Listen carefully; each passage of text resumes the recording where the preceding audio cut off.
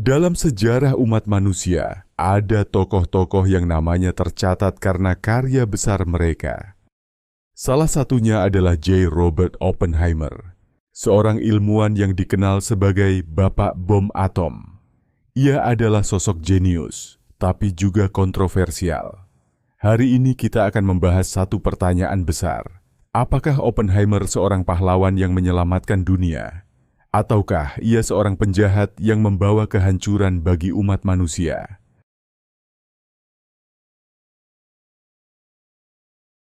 J. Robert Oppenheimer lahir pada 22 April 1904 di New York City, Amerika Serikat. Ia tumbuh dalam keluarga kaya yang mengutamakan pendidikan dan seni.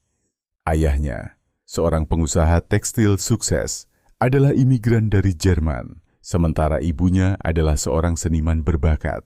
Sejak muda, Oppenheimer menunjukkan rasa ingin tahu yang luar biasa. Ia mempelajari kimia, matematika, dan seni dengan penuh semangat. Ketertarikannya pada fisika membawanya ke beberapa universitas ternama di dunia, termasuk Harvard, Cambridge, dan Göttingen, tempat ia berguru kepada para fisikawan terkemuka. Tapi kemudian ia menyadari bahwa minatnya lebih kuat di fisika teoretis. Akhirnya, ia pindah ke Universitas Göttingen di Jerman, pusat studi fisika kuantum saat itu. Di Göttingen, ia belajar di bawah bimbingan ilmuwan besar, Max Born. Oppenheimer menyelesaikan gelar doktornya dalam waktu hanya 1 tahun. Sebuah pencapaian luar biasa. Disinilah ia mulai membangun reputasinya sebagai fisikawan jenius di bidang mekanika kuantum. Setelah menyelesaikan pendidikannya, Oppenheimer kembali ke Amerika Serikat dan mulai mengajar di Universitas California, Berkeley, serta Institut Teknologi California.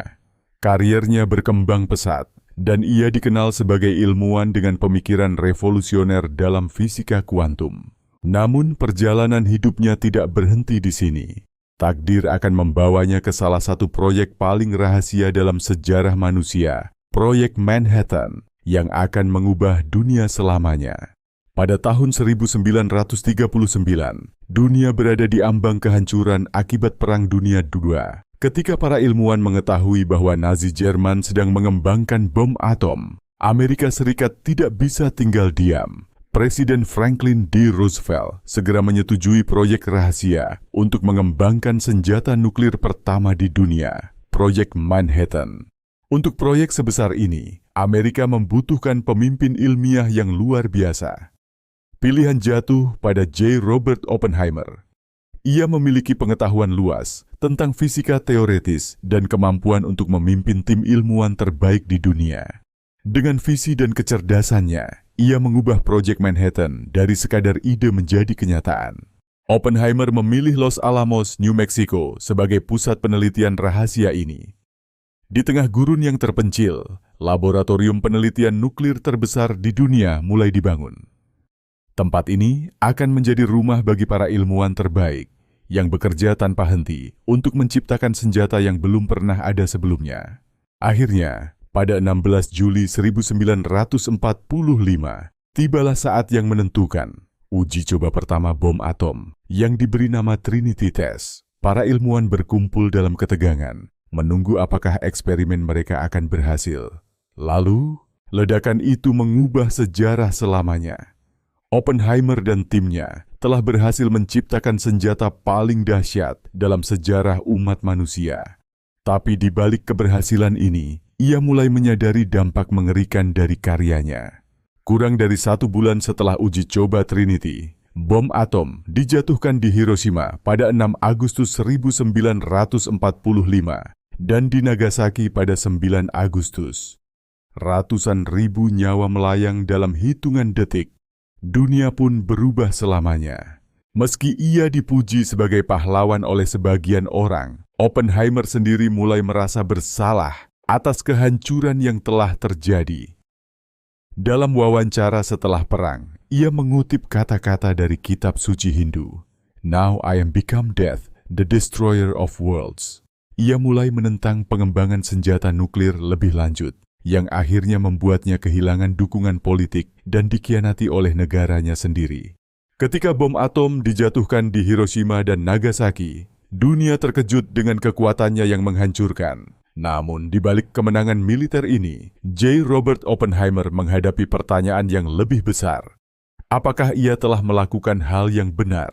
Setelah perang berakhir, Oppenheimer bertemu dengan Presiden Harry S. Truman. Dalam pertemuan itu, ia mengungkapkan perasaannya dengan kalimat yang mengejutkan. "Saya merasa tangan saya berlumuran darah." Truman yang melihat bom atom sebagai alat kemenangan, merasa terganggu dengan ucapan ini dan menyebut Oppenheimer sebagai ilmuwan cengeng. Dilema moral ini menimbulkan pertanyaan yang lebih besar. Apakah tanggung jawab moral ada pada ilmuwan yang menciptakan senjata atau pada pemerintah yang menggunakannya? Oppenheimer dan banyak ilmuwan lainnya percaya bahwa mereka hanya memberikan alat, tetapi keputusan akhir tetap ada di tangan pemimpin negara. Di tahun-tahun terakhir hidupnya, Oppenheimer semakin sering berbicara tentang bahayanya senjata nuklir. Dalam sebuah wawancara terkenal, ia mengutip Bhagavad Gita. "Now I am become death, the destroyer of worlds." Kata-kata ini menggambarkan dilema moral yang terus menghantuinya hingga akhir hayatnya. Hingga hari ini, pertanyaan yang dihadapi Oppenheimer masih relevan. Apakah sains harus dibatasi oleh etika? Apakah kita telah belajar dari sejarah? Atau apakah kita akan terus menciptakan senjata yang semakin menghancurkan? J. Robert Oppenheimer adalah salah satu tokoh paling kompleks dalam sejarah. Bagi sebagian orang, ia adalah seorang jenius dan pionir dalam dunia fisika. Namun bagi yang lain, ia adalah simbol kehancuran, ilmuwan yang membawa dunia ke era senjata nuklir. Kini, kita bertanya, bagaimana dunia mengingatnya? Setelah meninggalkan Proyek Manhattan, Oppenheimer tetap menjadi figur penting di dunia sains. Ia memimpin Institute for Advanced Study di Princeton, tempat di mana para ilmuwan terbesar dunia berkumpul untuk membahas fisika teoretis dan kosmologi. Bagi komunitas ilmiah, ia bukan hanya pencipta bom atom, tetapi juga seorang pemikir yang membantu kita memahami alam semesta. Namun, dunia tidak berhenti setelah Proyek Manhattan. Dalam dekade berikutnya, negara-negara adidaya berlomba-lomba menciptakan senjata yang lebih kuat. Bom hidrogen dikembangkan, dan ketakutan akan perang nuklir menjadi semakin nyata. Apakah ini warisan yang ingin ditinggalkan Oppenheimer? Setelah bertahun-tahun dicurigai dan disingkirkan dari lingkaran pemerintah, Oppenheimer akhirnya mendapatkan pengakuan atas kontribusinya. Pada tahun 1963, ia dianugerahi penghargaan Enrico Fermi oleh Presiden Lyndon B. Johnson sebagai simbol pemulihan nama baiknya. Namun, ia tidak sempat melihat pengakuan penuh dari pemerintah Amerika Serikat yang baru datang puluhan tahun setelah kematiannya. Bagi ilmuwan modern, kisah Oppenheimer adalah pengingat bahwa sains bukan hanya tentang penemuan, tetapi juga tentang tanggung jawab.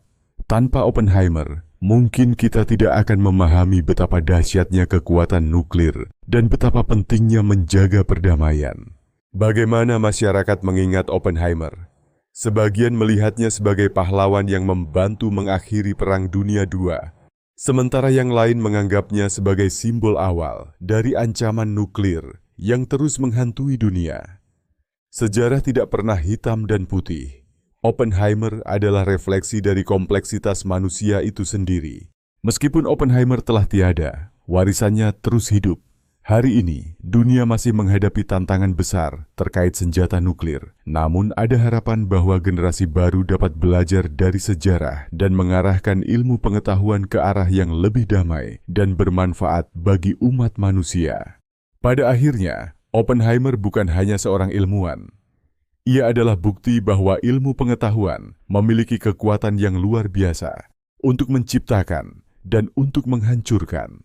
Warisannya adalah peringatan bahwa dengan kekuatan besar, datang pula tanggung jawab yang besar. Jadi, bagaimana menurut kalian? Apakah Oppenheimer seorang jenius, seorang pionir, atau simbol kehancuran? Tulis pendapat kalian di kolom komentar.